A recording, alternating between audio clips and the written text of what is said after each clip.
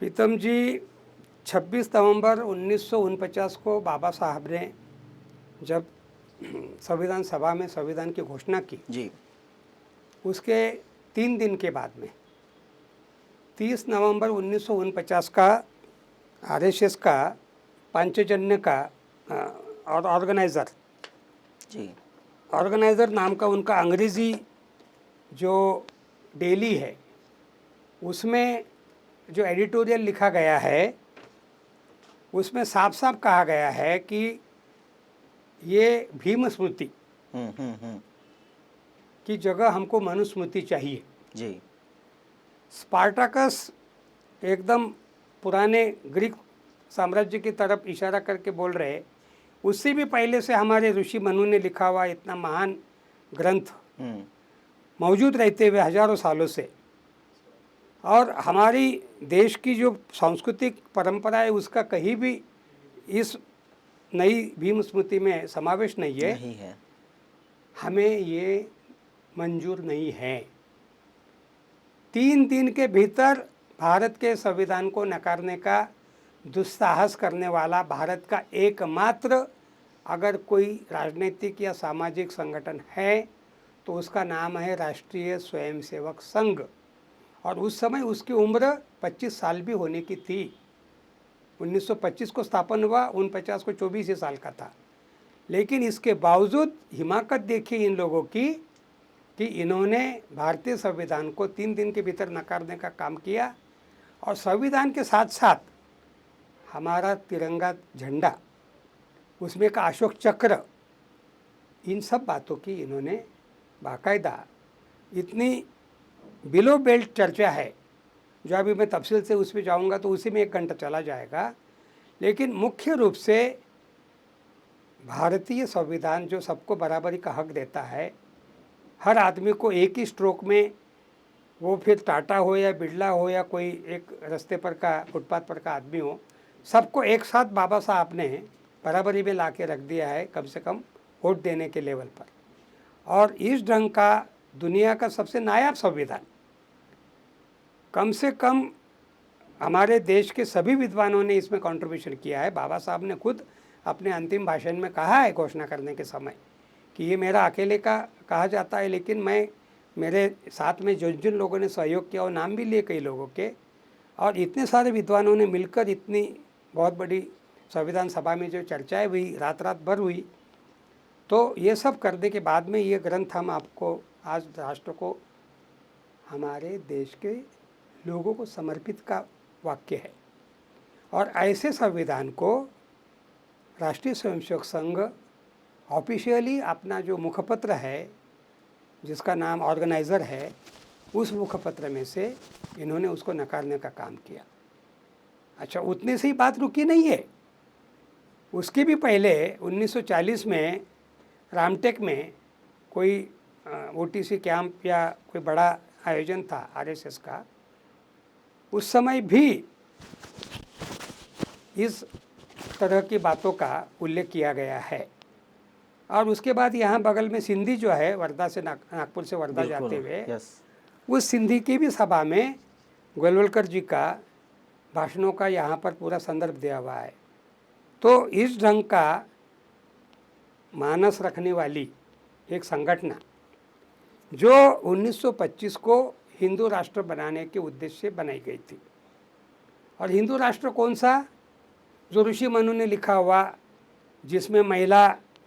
जिसमें शूद्र, ये सब कितने उनके क्या स्थान है, किस ढंग से उनके बारे में लिखा गया है, क्या क्या पनिशमेंट लिखी गई है उनको। प्रीतम जी, मैं कल एक किताब देख रहा था, हमारी एक मित्र है वीणा आला से, उन्होंने 3 महान महिलाओं के बारे में लिखा है बंगाल की, और ये उस समय के बंगाल की बात वो लिख रही है कि जो आनंद बाज़ार पत्रिका नाम का जो आज अखबार है, बंगाल का सबसे बड़ा अखबार माना जाता है, जिसका टेलीग्राफ अंग्रेजी संस्करण में निकलता है आजकल, उनकी जो मूल मालकिन थी, सरकार नाम का ये परिवार है, तो वो जो सरकार महिला जो थी, यानी हमारी भाषा में खापर पंजी भी बोल सकते हैं, वो शिक्षा का अधिकार महिलाओं को नहीं है, अक्षर देख नहीं सकती, तो वो पल्लू में छुपा के तेल का दिया जो होता है उसमें से पढ़ने की कोशिश करती थी। यानी जिस अखबार ने बंगाल को, आज दोनों बंगालों को पूरा व्यापक किया हुआ है, जिस घर से वो अखबार निकल के आज पूरा देश का मशहूर अखबार बन गया है, उस परिवार की जो पूर्व जिसको स्त्री बोल सकते हैं या माँ बोल सकते हैं, उनको छुप छुप के पढ़ाई करनी पड़ती थी। क्यों? महिलाओं को डायरेक्ट कोई ज्ञान लेने का, अक्षर देखने का अधिकार नहीं था। ये मनुस्मृति का, मैं तो उल्टा ये कहूँगा कि मनुस्मृति देखने के बाद में संविधान कैसा नहीं होना चाहिए, ये उसका सबसे बड़ा पाठ है। बिल्कुल। दुनिया का, मैं खाली भारत की बात नहीं कर रहा हूँ, विश्व के किसी भी समाज में ऐसा गैर बराबरी वाला संविधान बाबा साहब आम्बेडकर ने 25 दिसंबर 1927 को, जिस महाड़ में बाद में उन्होंने तालाब का सत्याग्रह किया था, उसी महाड़ में ये कृति, ये जो मनुस्मृति है वो जलाने की महाराष्ट्र की पहली है। इसके पहले तमिलनाडु के जो द्रविड़ मूलत्र वाला जो डीके मूवमेंट जिसको बोला जाता है, उन्होंने कई बार ये कोशिशें की है। बाबा साहब ने जलाने के बाद में फिर ऐसे कई और भी उदाहरण है, लेकिन 25 दिसंबर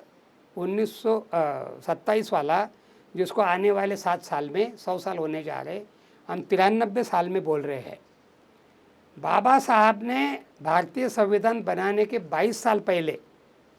मनुस्मृति को जलाने का, यानी उसका धिक्कार करने का इतना साहसपूर्ण बड़ा काम किया था। यानी मनुस्मृति के बारे में बाबा साहब संविधान बनाने के 20-25 साल पहले से वो जागरूक थे। उन्होंने मनुस्मृति का पारायण किया था बाकायदा, उसको पढ़ के, और बाबा साहब ने मनुस्मृति का खुद टेस्ट भी किया था। बिल्कुल, उनके जीवन में पूरा, वो ऐसे समाज में पैदा हुए थे जो मनुस्मृति के हिसाब से पैर के अंगूठे से पैदा होता है, वो शूद्र होता है और उसको बराबरी में बैठने का अधिकार नहीं। उसको कई सारे ऐसे स्ट्रिक्चर्स थे जो आज किसी को बताएंगे तो हंसी आएगी। पीछे पे झाड़ू बांधना, सामने में मटका बांधना ताकि थूकना हो तो उसी मटके में थूकेगा, और ऐसे समय में निकलेगा कि जिस समय में छाया उसकी किसी लंबी ना हो कि जिससे कोई सवर्ण के ऊपर उसकी छाया पड़े, तो वो चिलचिलाती धूप,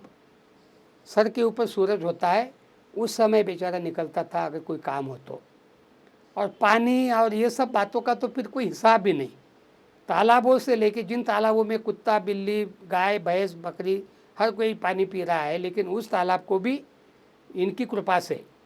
और इसीलिए बाबा साहब के जीवन का वो ऐतिहासिक सत्याग्रह भी है। जिस महाड़ का मैंने अभी उल्लेख किया था मनुस्मृति जलाने का, उसी तालाब का पानी लेने का भी दलितों को, अस्पृश्यों को मनाही थी। और ये सब मनुस्मृति के ही, जिस मनुस्मृति का महिमा मंडन गोलवलकर गुरुजी से लेके वर्तमान सरसंघ चालक आज जो मैं आपके सामने आया हूँ, उसके पीछे का मुख्य कारण जो है, वर्तमान संघ चालक ने आज़ादी के 73वां दिवस अभी कल है, हम मनाने जा रहे, 2 साल में 75वां साल हम मनाने जा रहे। यह हमारे संविधान को लागू करने का 70वां साल है। और ऐसे समय में दोबारा मनुस्मृति का एक तरह से महिमा मंडन करना, 5 अगस्त 2020 को अयोध्या के राम मंदिर बनाने की जो कार्यक्रम हुआ है, उस नींव डालने के कार्यक्रम में एक भाषण मोहन भागवत जी का बिल्कुल बहुत ही आपत्तिजनक है। ये जो श्लोक है, ये श्लोक आज की तारीख में जिस ढंग से उन्होंने उसको सबसे जोर देकर, वो भाषण तो अन्य बहुत नॉर्मल टोन में बोल रहे थे, लेकिन जब इस श्लोक की बारी आई, इस श्लोक के समय उनका स्वर भी ऊंचा हो गया था और बहुत गर्व से उन्होंने इस श्लोक को